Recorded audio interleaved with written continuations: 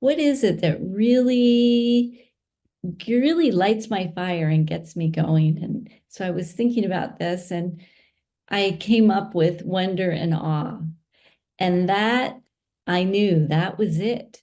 When I was a little girl, what were the things that I used to dream about? And I wanted to be an astronaut and travel the world and do things like that. And I thought, yeah, I do. I still am that person and I want that.